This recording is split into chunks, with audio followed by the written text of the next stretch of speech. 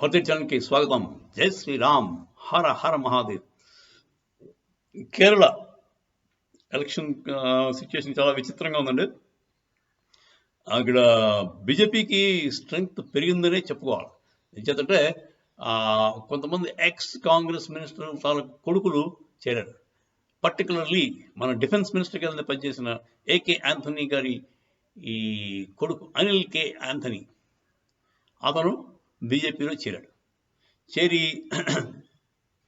మీకు తెలుసు కదా, ఏకే ఆంథనీ అంటే పాపం బాగానే పనిచేసాడు, మంచి సిన్సియర్ ఫెలో, గుడ్ గాయ్, పెద్దగా తప్పట్టడానికి లేదు ఆయన్ని. కాకపోతే అంటే అంత డిఫెన్స్ మినిస్టర్ కింద చేసి కరప్షన్ లేకుండా ఉండడం కష్టం. కొంచెం అంత కరప్ట్ కాదు, కాదు బ్లేటెంట్గా కరప్ట్ కాదు. ఈయన ఒకప్పుడు మీకు జ్ఞాపకం ఉందో లేదో, India is a poor country, we don't have money to buy bullet proof jackets to for soldiers అని చెప్పి పార్లమెంట్లో చెప్పాడండి.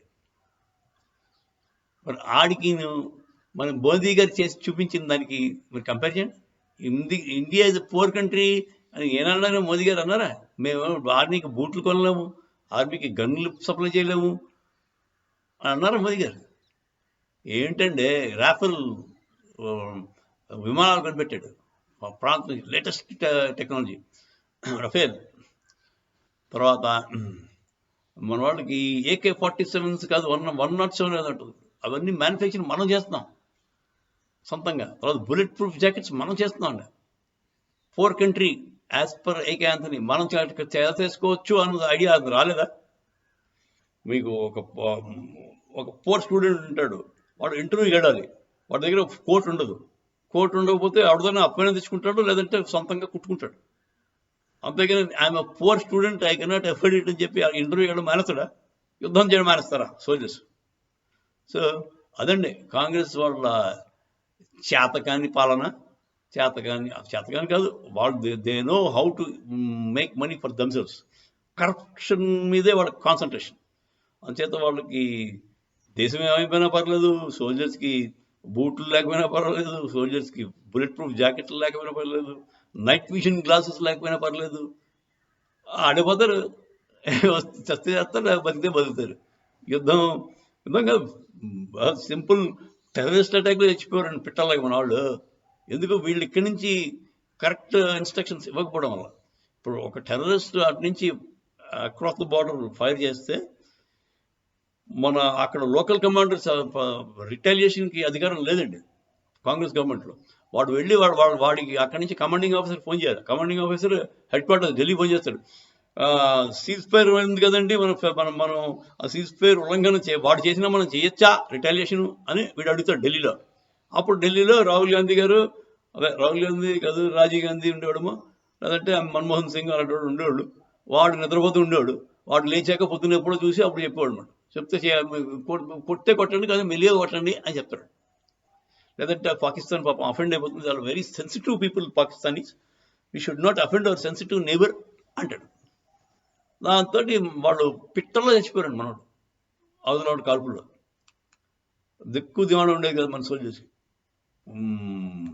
ఇప్పుడు మోదీ గారి టైంలో కర్రకి కర్ర, కత్తికి కర్రీ, కత్తికి కత్తి కాదు, వాడు చిన్న AK-47 కొడితే మనవాడు మోటార్తో రిప్లై ఇస్తారు.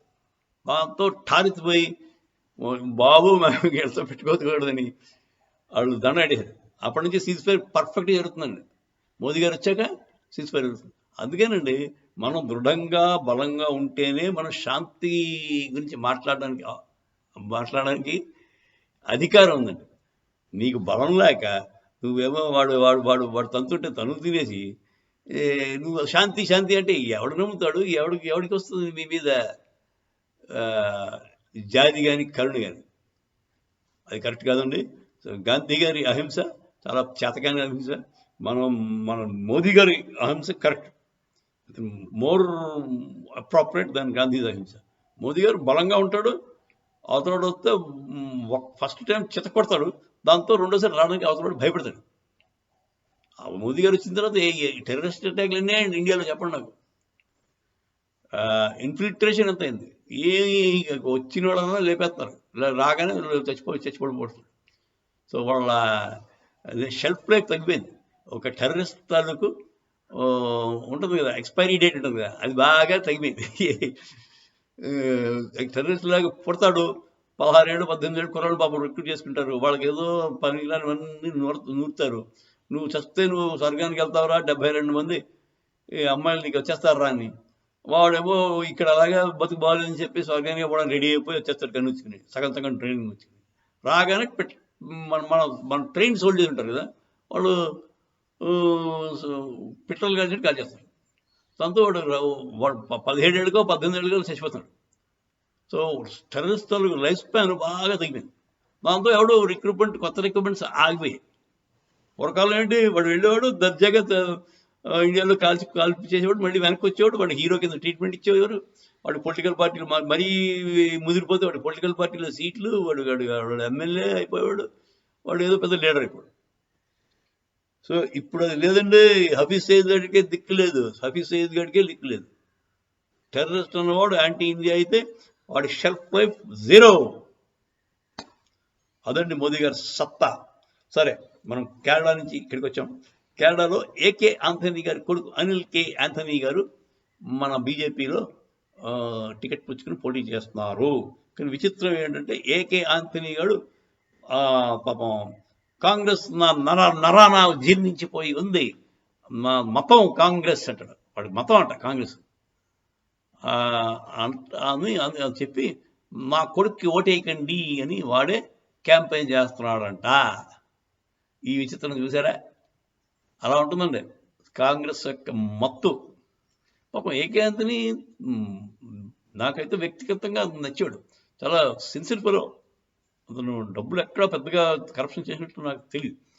AK Anthony was a good Congress leader, one of the very few Congress leaders.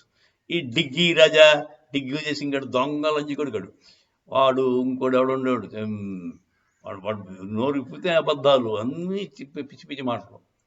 So అలాంటి వాళ్ళకంటే Anthony was a excellent person. కాకపోతే అతను మరి ఆయన మతమే కాంగ్రెస్ అంటున్నాడు, పుట్టి పెరిగింది అంటారు కనుక.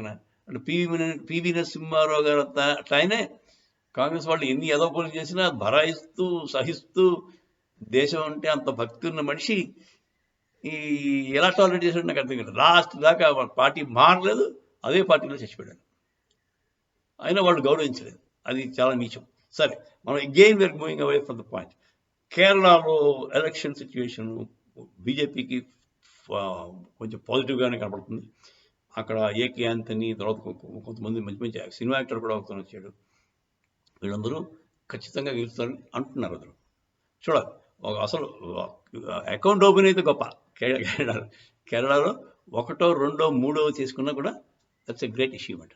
Let's see what happens. జై శ్రీరామ్, హర హర మహాదేవ్.